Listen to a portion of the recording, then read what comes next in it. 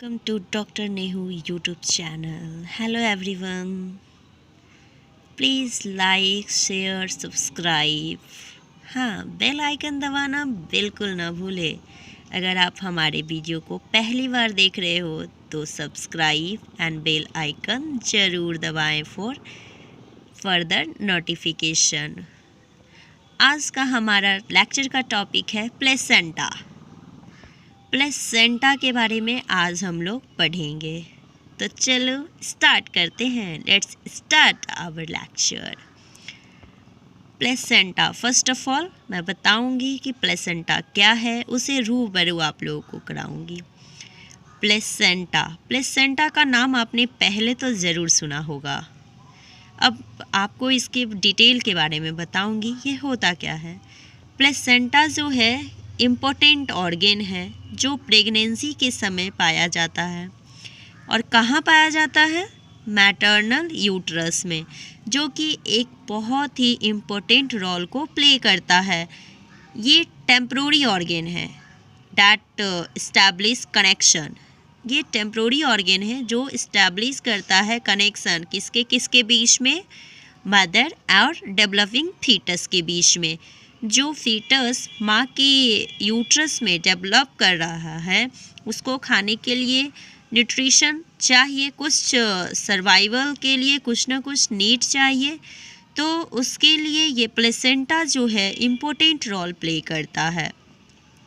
ये अलाउ करता है सर्टेन सब्सटेंस को just like gases, nutrients, waste products किसके बीच में? Between the circulatory system of the mother and foetus. ये प्रोवाइड करता है oxygen and nutrients to the foetus, जो कि मदर के यूट्रस में जो है डेवलप कर रहा है, और वेस्ट प्रोडक्ट फीटस से क्या करता है? मैटरनल ब्लड के थ्रू बाहर रिलीज आउट कर देता है। सिंपल वे में हम कह सकते हैं प्लेसेंटा बहुत ही इम्पोर्टेंट ऑर्गन है। प्रेगनेंसी के समय ये डेवलप करता है, पाया जाता है, और ये जो है टेम्प्रोरी ऑर्गन है। किस टाइप का ऑर्गन है? Temporary, not a permanent. और ये बस एक कनेक्शन बना देता है फीटस और मदर के बीच में, जिससे कि फीटस को, डेवलपिंग फीटस को प्रॉपर अमाउंट में न्यूट्रिशन प्रोवाइड हो सके, और जो भी सर्टेन सब्सटेंस है जो उसके लिए वेस्ट प्रोडक्ट है फीटस के लिए, वो एक्सचेंज हो सके between the circulatory system of the mother and uterus. ये वर्क किसके बीच में होता है? Circulatory system of the mother and foetus. यहाँ तक किसी को कोई डाउट? Very good. हमारे वीडियो को, इस लेक्चर को एंड तक देखें, जिससे आपके सारे डाउट क्लियर हो जाएंगे। और ये जो है मोस्ट इम्पोर्टेंट क्वेश्चन स्टूडेंट कि प्लेसेंटा जो है कौन से सेगमेंट में अटैच होता है? Anybody else? ये जनरली जो है अपर यूट्राइन सेगमेंट में अटैच होता है। कहाँ होता है? अपर यूटेराइन सेगमेंट में। जनरली जीएनएम का एग्ज़ाम में थर्ड ईयर का ये बहुत ही इंपॉर्टेंट क्वेश्चन है। उसमें ये पूछता है, ऑब्जेक्टिव में भी पूछता है, और कभी कभी सब्जेक्टिव में ये लॉन्ग क्वेश्चन में भी दे देता है। Explain placenta and abnormality of placenta, function of placenta. तो मैं सबके बारे में आपको आज क्लियर करूँगी। और ये जैसे मैंने बताया कि नॉर्मली जो है प्लेसेंटा जो है कहाँ अटैच होता है? यूटेराइन के upper uterine segment, wall of upper uterine segment में ये अटैच होता है। Rarely it might attach to the wall of, sometimes, कभी कभी एक्सेप्शनल केस में ये लोअर यूटेराइन सेगमेंट में अटैच होता है।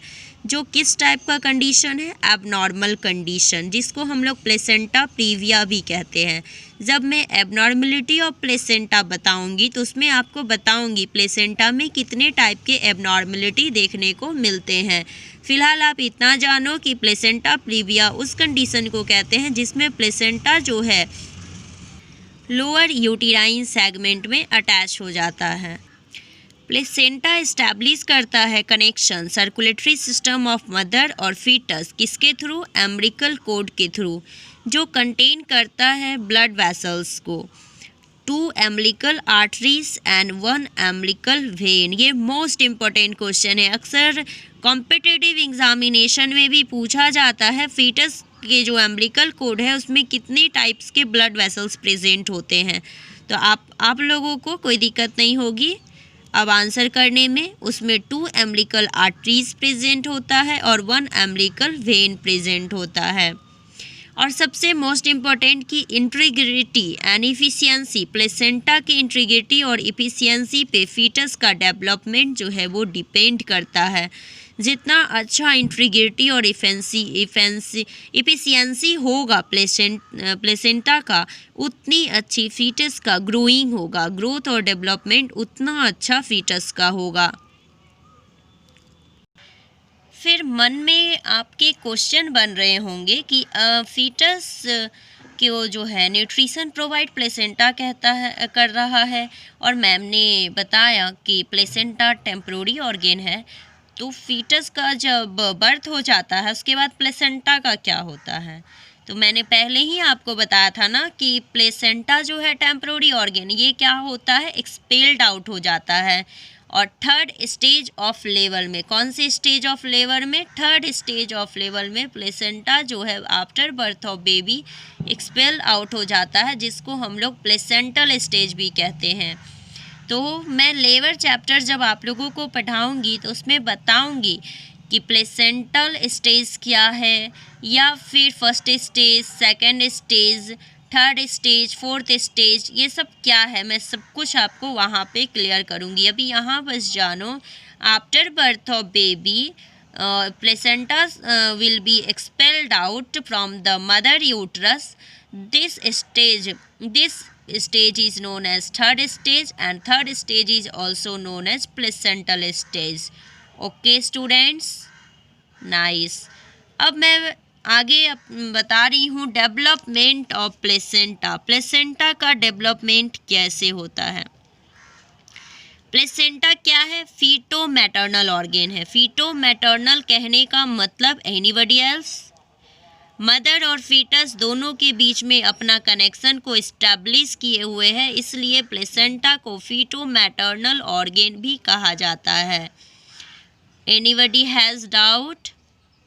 ओके, अब आगे पढ़ते हैं। इसके पास 2 कंपोनेंट्स प्रेजेंट होता है। 2 कंपोनेंट्स में फर्स्ट पोर्शन फीटल और second maternal portion. First foetal portion ये डेवलप होता है कोरियोनिक सैक से, जिसको हम लोग कोरियोनिक फ्रोंडोसम भी कहते हैं। अब आपके मन में आ रहा होगा कि व्हाट इज़ कोरियोनिक फ्रोंडोसम, राइट? तो कोरियोनिक फ्रोंडोसम जो है पार्ट ऑफ ट्रोपोब्लास्ट है, that has persistent chorionic villi and has richest blood supply।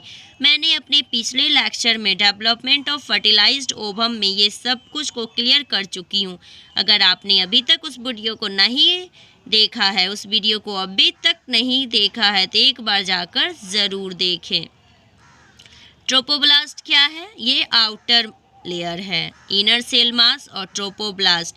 मैंने बताया था ना कि जब वो compact cell mass like structure बनाता है, ब्लास्टोसिस्ट मोडुला जब धीरे धीरे ग्रो अप करता है तो उसमें क्या होता है, अकुमुलेशन होता है फ्लूइड का, और वही जो है उसमें स्पेस बन जाता है, जिसको हम लोग ब्लास्टोसिस्ट कैविटी बताए थे।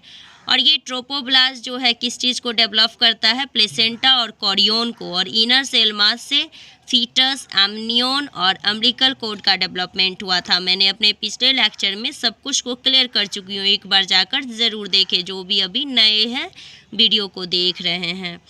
फीटल पोर्शन जो है प्रिंसिपल कंपोनेंट है प्लेसेंटा का। अगर एग्ज़ाम में क्वेश्चन पूछता है कि which portion is the principal component of placenta, तो आप लोगों का आंसर क्या होगा? Fetal portion. फीटल पोर्शन जो है प्रिंसिपल कंपोनेंट है प्लेसेंटा का। यहाँ तक किसी को कोई प्रॉब्लम? Okay, very good. अब आगे बढ़ते हैं। सिंपल स्टूडेंट समझो ना कि किसी चीज़ को सर्वाइवल के लिए खाने की नीड होती है। हम लोग बड़े हैं तो हम लोगों को क्या है, प्रोटीन, कार्बोहाइड्रेट, फैट अलग अलग रूप में चाहिए। तो ठीक उसी तरीके से फीटस को भी ग्रोथ में ये सारी चीज़ को नीड होती है। तो वो उन लोग को कहाँ से मिलेगा? तो प्लेसेंटा उसको भी एक ऑर्गन है जिससे कि उसको प्रॉपर अमाउंट में मिलता है, और उस ऑर्गन का नेम क्या है? प्लेसेंटा। मैटरनल पोर्शन ये ड्राइव होता है डेसिडुआ बेसिलिस से। डेसिडुआ क्या है? मैंने अपने पिछले लेक्चर में बताया है। Anybody else? डेसिडुआ जो है सॉफ्ट स्पॉन्जी गद्देदार बेड लाइक स्ट्रक्चर है जो कि एंडोमेटेरियम पे बनता है।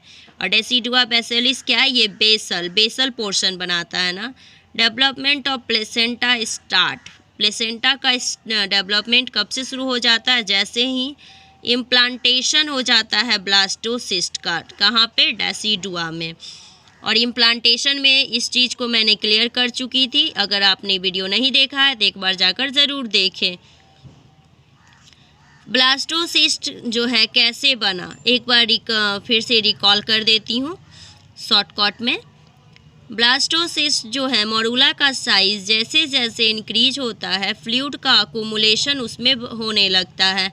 फिर वही जो है कॉम्पैक्ट मास ऑफ सेल बनाता है जिसको एक पोल पे इनर सेल मास कहते हैं, और जो सिंगल लेयर ऑफ सेल जो सराउंडिंग किए हुए है आउटर लेयर को, उसी को हम लोग ट्रोपोब्लास्ट भी कहते हैं। और प्लेसेंटा जो है वो कहाँ पर ऑकर होता है? ट्रोपोब्लास्ट में। ट्रोपोब्लास्ट के पास ही प्लेसेंटा का जो है प्रॉपर डेवलपमेंट होता है।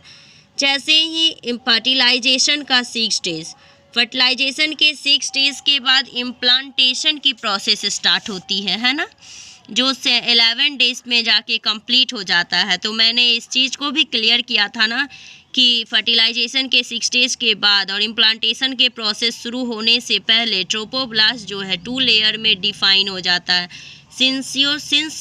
सिस्टियोट्रोपोब्लास्ट और सिस्टोट्रोपोब्लास्ट। तो सिस्टोट्रोपोब्लास्ट क्या था? मोनोन्यूक्लिएटेड था जिसका दूसरा नाम लैंगहेंस लेयर भी था, और सिस्टियोट्रोपोब्लास्ट जो है वो मल्टी न्यूक्लिएटेड है। और रैपिडली डिवीज़न होने पर ये सिस्टोट्रोपोब्लास्ट के रैपिडली डिवीज़न होने से ये बना था ना। और यही एक ऐसा लेयर है जहाँ से प्रेगनेंसी का हार्मोन भी सीक्रेट होता है। वो कौन सा हार्मोन है? HCG। यहाँ पर एक बार रीड कर देती हूँ, आपको नोट्स बनाने में आसानी होगा, इसलिए मैं बुक को ही यहाँ कवर अप करती हूँ जिससे कि सिलेबस के अकॉर्डिंग चलूँगी और आपको अपना नोट्स बनाने में इजी होगा। जैसे कि ह्यूमन बीइंग में इम्प्लांटेशन की प्रोसेस जो है 6 to 7 डेज़, फर्टिलाइजेशन के 6 to 7 डेज़ बाद स्टार्ट होता है और 11 डे पे जाके कंप्लीट हो जाता है। और इम्प्लांटेशन होते ही फिंगर लाइक बर्ड्स और स्प्रोट्स उसमें से निकलता है। कहाँ से? ट्रोपोब्लास्ट से, जिसको मैंने अपने प्रीवियस लेक्चर में क्लियर किया है, बस यहाँ रिकवर कर रही हूँ। उसको कॉरियोनिक बिल्ली भी कहते हैं, विलाई भी कहते हैं। ये क्या करता है कि मैटरनल एंडोमेटेरियम को इन्वेड करता है और ये हेल्प करता है न्यूट्रिएंट को ट्रांसफ़र करने में मैटरनल ब्लड से ग्रोइंग फीटस के पास। और ये 3 टाइप्स का होता है, primary, secondary and tertiary. Tertiary chorionic villi क्या था कि वैस्कुलराइज्ड कॉरियोनिक विलाई था, जो कि approximately 21st day after fertilisation appear होता है। यहाँ तक किसी को कोई डाउट? इस टाइप से जो है प्लेसेंटा का डेवलपमेंट होते रहता है। जैसे स्टेम विलाई को हम लोग दूसरे नेम क्या बताए थे? एंकरिंग विलाई भी। ये विलाई अटैच होता है मैटरनल टिश्यू से, किसके थ्रू? सिस्टोट्रोपोब्लास्ट सेल के थ्रू, जहाँ से primary, secondary, tertiary chorionic villi का डेवलपमेंट होता है। उसके बाद इसके पैरेलल एक इवेंट होता है जो कि विलाई क्या करता है कि मैटरनल एंडोमेटेरियम को पेनिट्रेट करता है और मैटरनल ब्लड वेसल्स को इरोड, ये वहाँ पर अपना वो इरोड मतलब ये छेद करना, इस तरीके से अटैचमेंट इस्टेब्लिश करना। फिर ब्लड जो है अकुमुलेट हो जाता है इंटरविलस स्पेस में, और ये इरोडेड जो ब्लड वेसल्स है उसी को हम लोग क्या कहते हैं? Sinus. Eroded blood vessels are known as sinus. Villi का फंक्शन ही क्या है? स्टार्टिंग से हम लोग पढ़ते आ रहे हैं ना कि ये एब्जॉर्प्शन का वर्क करता है। तो यहाँ भी विलाई क्या करेगा कि एब्जॉर्प्शन का वर्क करेगा, ऑक्सीजन और न्यूट्रिएंट्स को एब्जॉर्ब करता है ब्लड से, और वेस्ट प्रोडक्ट को क्या करता है कि रिलीज़ करने में हेल्प करता है, एक्सक्रीट करने में हेल्प करता है। प्लेसेंटा कंप्लीट हो जाता है, development of the placenta is completed by the 12th week. जैसे ही फर्टिलाइजेशन के बाद 12th वीक कंप्लीट होता है तो प्लेसेंटा का डेवलपमेंट कंप्लीट हो जाता है। और मैंने अभी जस्ट बताया ना कि प्रिंसिपल ऑफ कंपोनेंट जो है प्लेसेंटा का वो फिटल पोर्शन ही है, जो कि कोरियोनिक फ्रंडोसम से क्या है, डेवलप होता है। और इसके पास क्या है, रिचली ब्लड सप्लाई भी प्रेजेंट होता है। और मैटरनल पोर्शन ड्राइव होता है डेसिडुआ बेसिलिस से। किसी को कोई डाउट? अगर एग्ज़ाम में क्वेश्चन पूछता है तो आप इजी वे में लिख सकते हो कि फिटल पोर्शन जो है प्रिंसिपल कंपोनेंट है और मैटरनल पोर्शन जो है वो डेसिडुआ बेसिलिस है। जब प्लेसेंटा का डेवलपमेंट कंप्लीट हो जाता है तो हम पता करेंगे कि प्लेसेंटा मैच्योर है या नहीं। कैसे? तो इसका कैरेक्टरिस्टिक्स है कुछ, जैसे कि अगर pregnant at term mature placenta का वेट अप्रॉक्सीमेटली 500 ग्राम होता है। कितना वेट होता है? Repeat, 500 gram. Very good. इसका diameter 15 to 20 centimetre, 6 to 8 inch. Repeat, 15 to 20 centimetre, 6 to 8 inch. Thickness जो है 2.5 सेंटीमीटर, इट अप्रॉक्सीमेटली 1 इंच। ये याद रखना बहुत ज़रूरी है जब आप गायनेकोलॉजी मिडवाइफ के रूप में वर्क करोगे हॉस्पिटल में, तो आपको इस चीज़ का नॉलेज होना बहुत ही ज़रूरी है कि प्लेसेंटा मैच्योर प्लेसेंटा का क्या क्या कैरेक्टरिस्टिक्स होना चाहिए। जैसे कि वेट जो है मैच्योर प्लेसेंटा का अप्रॉक्सीमेटली 500 ग्राम होना चाहिए। उसका डायमीटर जो है 15 to 20 सेंटीमीटर होना चाहिए। थिकनेस जो है 2.5 सेंटीमीटर होना चाहिए। Centre part is the thickest and the edge being the thinnest. Centre part जो है मोटा होता है और जैसे जैसे कॉर्नर पे आएंगे वो थीन होते जाएगा, कि we can say that it becomes thin from the centre part towards the edge. और ये किस शेप का दिखता है? सर्कुलर और ओवल डिस्क। इट मीन्स कि वन वर्ड डिस्क्वाइड शेप भी बोल सकते हैं। ये सर्कुलर और ओवल डिस्क का दिखता है। यूजुअली ये इम्प्लांटेड होता है एंटेरियरली और posteriorly portion of the uterine cavity well towards the fundus and occupies about 1/3 area of the uterine wall. Uterine wall का 1/3 एरिया को ये ऑक्यूपाई कर लेता है। जैसे मैंने पहले बताया ना कि जो अपर यूटेराइन सेगमेंट पर प्लेसेंटा डेवलप करता, अगर इनर पे करता है तो प्लेसेंटा प्रीविया का कंडीशन बन जाता है। इसका कलर जो है डार्क रेडिश ब्लू कलर का ऑर्गेन है ये।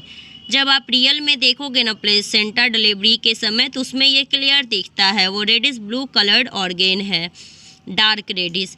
Eight term it often about 1/6 of the weight of the baby. 1:6 का रेशियो बनता है। कितना?